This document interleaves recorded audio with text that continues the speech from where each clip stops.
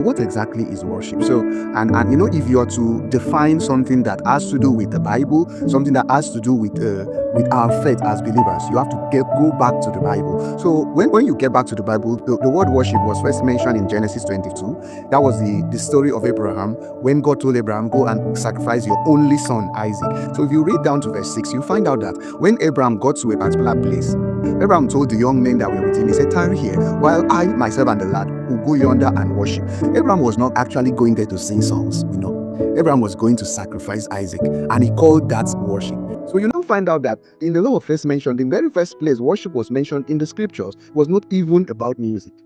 Oh, how interesting is that? So worship, when it was first mentioned in the scripture, has nothing to do with music, right? So you now find out that, okay, what really was Abraham talking about? He was going to sacrifice in obedience to what God has told him. So you now find out that worship has a lot to do with your heart. Worship starts from your heart. That is why in the book of Psalms 47 verse 7, scripture actually said the Lord is the king of all the earth. He said, sing ye praises with what? Understanding. Where does understanding comes from? Is your heart, right? Understanding is in your heart. Okay, so that's to say that worship has a whole lot to do with our heart than our lips. Singing. So that's why when you are singing a particular song, you should be sure that you understand what you are singing. So worship is in the understanding of what you are actually singing. So if there's no understanding, then there's no worship.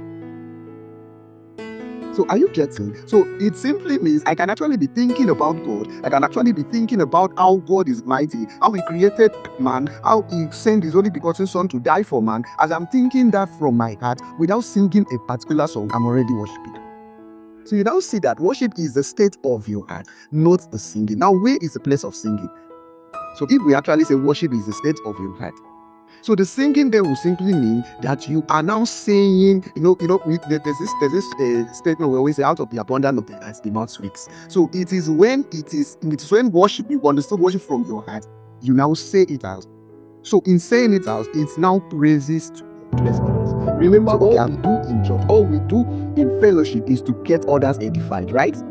Why we worship is to edify. So if you are not edified by what you're singing, how do you expect to edify others?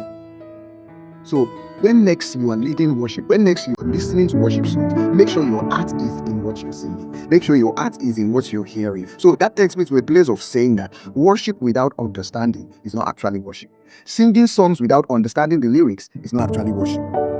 So I can choose to say things. No wonder Jesus was speaking at some point. He said, these men, they honor me with their lips, but their heart is far from me. So remember that your mind should be in every sessions of worship that you are leading. And as the one worshiping, always know that when you hear a particular song, go beyond the melody, go beyond the harmonies, go beyond what you are hearing, go beyond how beautiful the sound is. Try to understand the lyrics of the song.